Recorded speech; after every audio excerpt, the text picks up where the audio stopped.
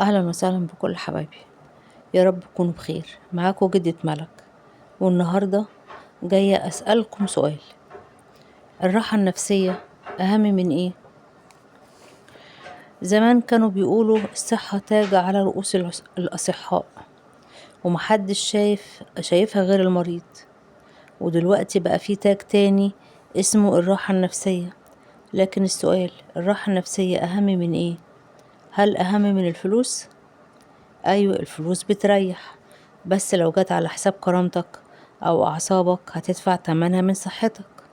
وفي ناس بتشتغل في اماكن بتاكل من اعمارهم وتقولك معلش مستحمل علشان المرتب، بس لما بيقع محدش بيشيله. ولا الراحة النفسية اهم من الناس؟ كتير بنتمسك بناس بتتعبنا وبنقول اصل العشرة واصل الدم، اصل لازم. بس الراحة النفسية تقولك اللي يتعبك بلاش منه، حتى لو أقرب الناس ليك. طيب، هل الراحة النفسية أهم من النجاح؟ النجاح جميل، بس لو جاي على حساب أعصابك وبيسحب منك نومك وهدوءك وحبك للحياة يبقى اسمه ضغط مش إنجاز.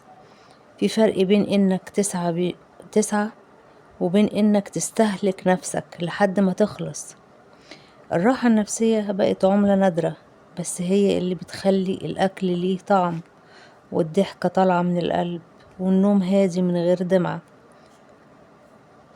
نسأل نفسك، انت مرتاح ولا بتضحي براحتك علشان حاجات ممكن تكون مش مستاهلة؟ وعايز أسألكوا سؤال: ايه أكتر حاجة ضحيت براحتك النفسية علشانها؟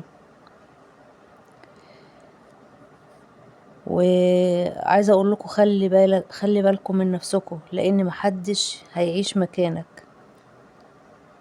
وعشان رأيكم بيهمني اكتبولي في التعليقات، وفضلا وليس امرا اشتركوا في القناة وفعلوا الجرس ودوسوا لايك. كانت معاكم جدة ملك، وسلام يا حبايبي.